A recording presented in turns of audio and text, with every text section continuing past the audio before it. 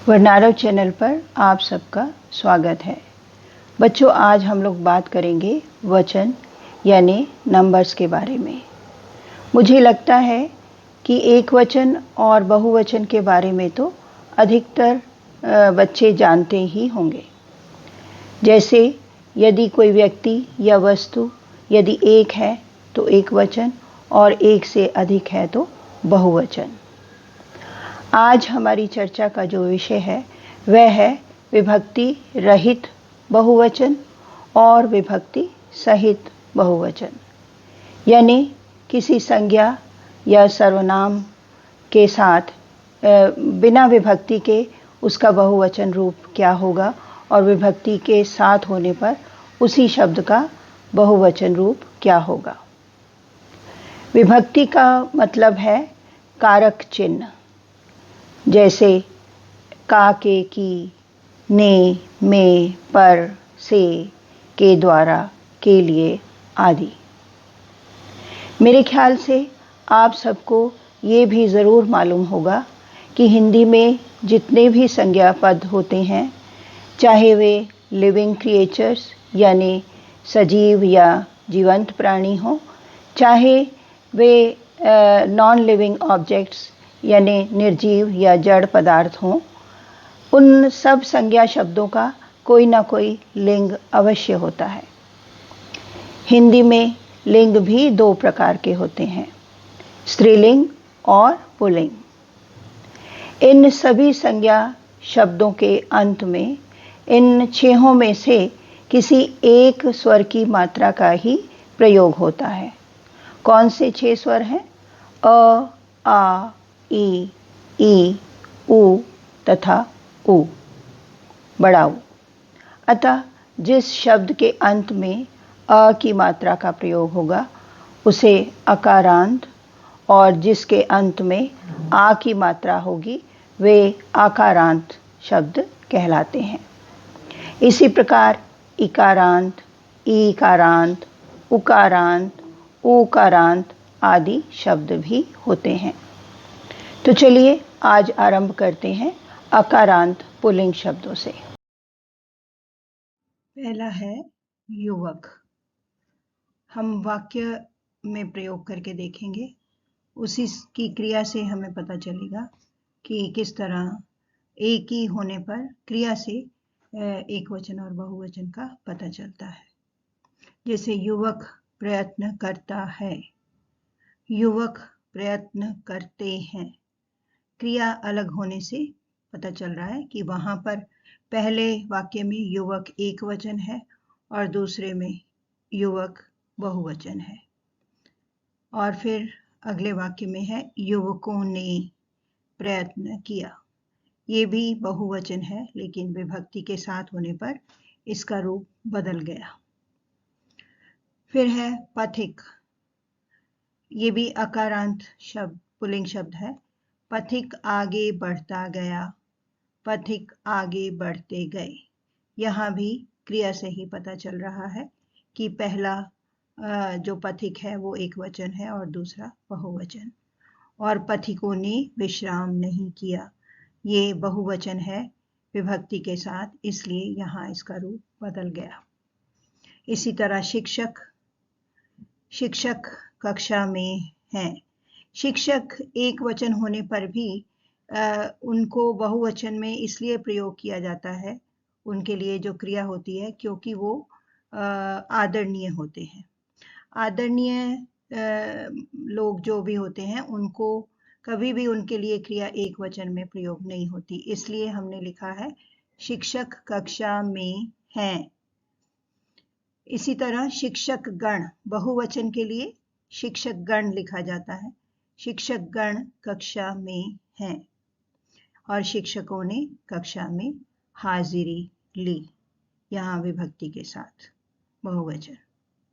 इसी तरह वर सुंदर है, एक वचन के लिए है और वर सुंदर हैं, बहुवचन के लिए हैं लगाया हमने, क्रिया सहायक क्रिया।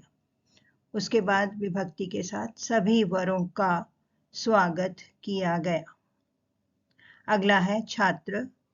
छात्र कक्षा में बैठा है, यहाँ एक वचन है छात्र, छात्र कक्षा में बैठे हैं। सो क्रिया से ही यहाँ भी पता चल रहा है। और छात्रों ने पाठ पढ़ा, यहाँ विभक्ति के साथ बहुवचन हुआ तो ओ की मात्रा के साथ बिंदी लग गई, तो छात्रों ने पाठ पढ़ा। आकारांत पुल्लिंग शब्द से पहले मैं एक सर्वनाम के बारे में बताना चाहती हूँ। जैसे वह, वह, तो वह जो है, जैसे कि हम वाक्य बनाएंगे, वह इधर ही आ रहा है। ये तो हुआ एक वचन वह का। और जब इसका बहुवचन विभक्ति के बिना होता है, वह में एक ही मात्रा, वे इधर ही आ रहे हैं। और विभक्ति के साथ हो जाता है ये वे, उन्होंने इधर ही आने का निर्णय लिया। तो इस तरह सर्वनामों का भी एक वचन और बहुवचन होता है। अब है आकारांत पुल्लिंग शब्द जिनके अंत में आ की मात्रा हो। पहला है घोड़ा, और इनमें विभक्ति के बिना भी परिवर्तन आता है और विभक्ति के साथ तो आता ही है सभी में। घोड़ा का घोड़े हो जाता है, आ की मात्रा ए में परिवर्तित हो जाती है और विभक्ति के साथ घोड़ों ने। बच्चा का जैसे बच्चे और बच्चों ने। मुर्गा, मुर्गे, मुर्गों ने। लड़का, लड़के, लड़कों ने। लेकिन नेता का नेते नहीं होता है, क्योंकि वो हमारे लिए आदरणीय होते हैं नेता, तो इनके साथ हम गण लगाते हैं, नेता गण और नेताओं ने।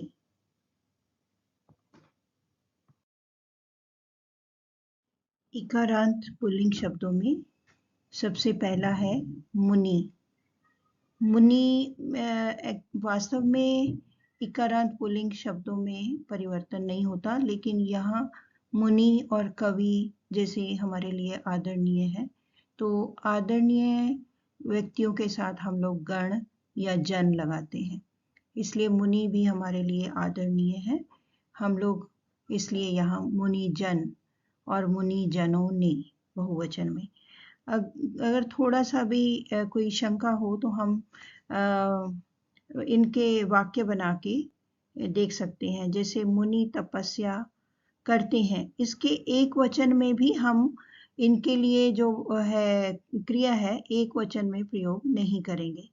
मुनि तपस्या करते हैं, यहाँ एक मुनि है, फिर भी हम लिख रहे हैं करते हैं, तो ये हमारा आदर भाव है उनके लिए, इसलिए हम ऐसा करते हैं। फिर है विभक्ति के बिना मुनिजन, तो मुनिजन तपस्या कर रहे हैं, इसी तरह मुनिजनों ने तपस्या की। फिर है कवि। कवि कविता लिखते हैं या कवि कविता लिखता है, ऐसा लिख सकते हैं। कवि गण कविता लिखते हैं, ये बहुवचन हुआ उनका। कवि गणों ने कविताएं लिखी। इसी तरह पति, पति काम पर जाता है, पति काम पर जाते हैं, पतियों पर काम की जिम्मेदारी होती है, तो पति का पति ही रहता है, एक वचन बहुवचन में सेम रहते हैं। इसी तरह गिरी है, गिरी स्थिर खड़ा है, गिरी स्थिर खड़े हैं, गिरियों पर बर्फ जमी है। सो ये भी इकारांत है, इसलिए गिरी मतलब पहाड़, तो ये एक वचन बहुवचन विभक्ति के बिना एक ही रहते हैं और विभक्ति के साथ इनमें परिवर्तन हो जाता है। ये इकारांत पुल्लिंग शब्द हैं, ये भी विभक्ति के बिना एक वचन और बहुवचन में एक समान ही रहते हैं। जैसे पहला है सिपाही, और विभक्ति के बिना इसका बहुवचन रूप होता है सिपाही। इस बात की पुष्टि हम वाक्य बनाकर कर सकते हैं मन में।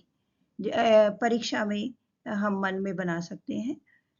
जैसे सिपाही सीमा पर रहता है, सिपाही सीमा पर रहते हैं।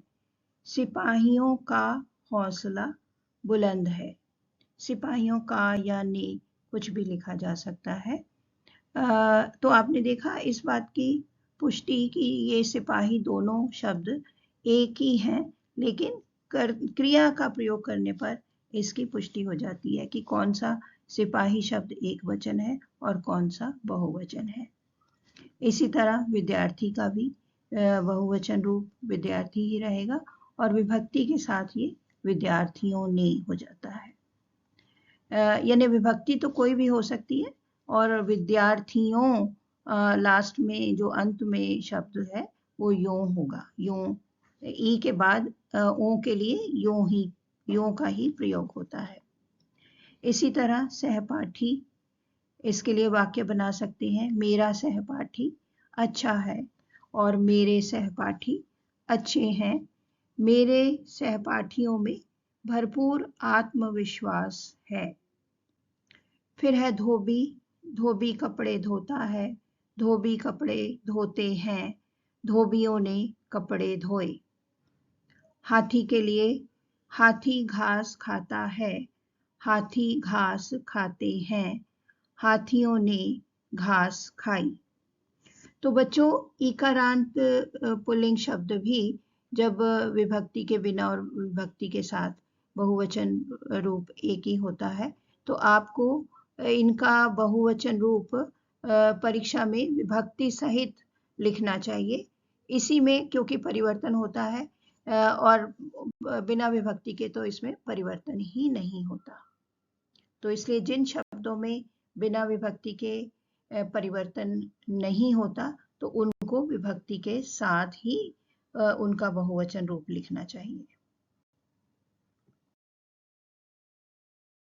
ये इकारांत पुल्लिंग शब्द ये भी विभक्ति के बिना एक वचन और बिल्कुल वैसे ही एक समान ही की तरह ही साधु पहला है साधु जन, क्योंकि साधु और विभक्ति के बिना इसका बहुवचन रूप तो इनके साथ जन लगेगा।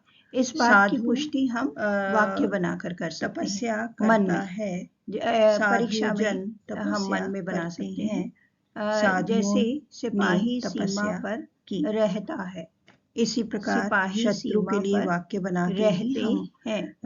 सिपाहियों इसकी पुष्टि करेंगे। शत्रु हार गया, शत्रु हार गए।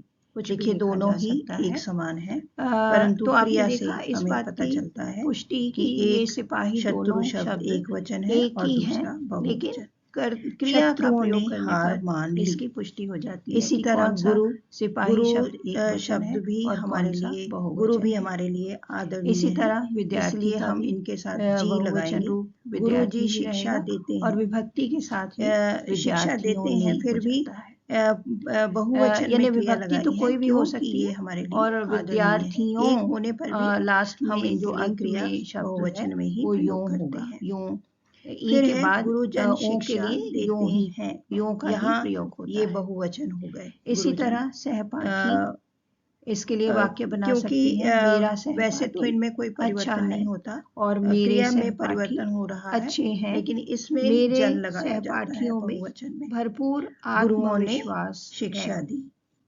फिर है पशु चारा खा रहा कपड़े धोता है, पशु चारा खा रहे हैं, पशुओं ने कपड़े धोए। लाओ या लाया। हाथी के लिए हाथी घास खाता है, हाथी घास खाते हैं, सेतु बनकर हाथियों ने घास बनकर तैयार हो गए। तो बच्चों इकारांत पुल्लिंग शब्द भी जब विभक्ति के बिना और विभक्ति के साथ बहुवचन रूप एक ही होता है तो आपको इनका बहुवचन रूप परीक्षा में विभक्ति सहित लिखना चाहिए। विभक्ति इसी में क्योंकि परिवर्तन होता है एक और बिना विभक्ति के तो इसमें परिवर्तन ही नहीं होता, तो इसलिए जिन शब्दों में बिना विभक्ति के इनमें परिवर्तन नहीं होता तो उनको विभक्ति के साथ ही साधु का साधु जन, क्योंकि साधु तो आदरणीय है।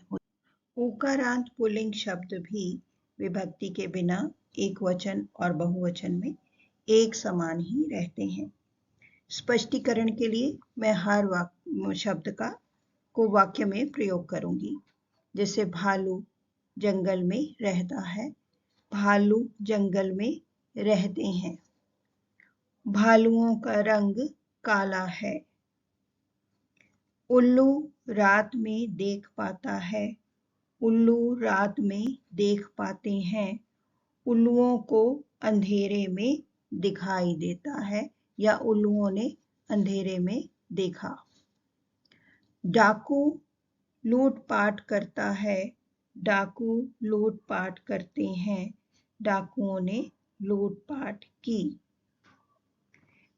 फिर है तराजू। मैंने तराजू खरीदा, मैंने तराजू खरीदे।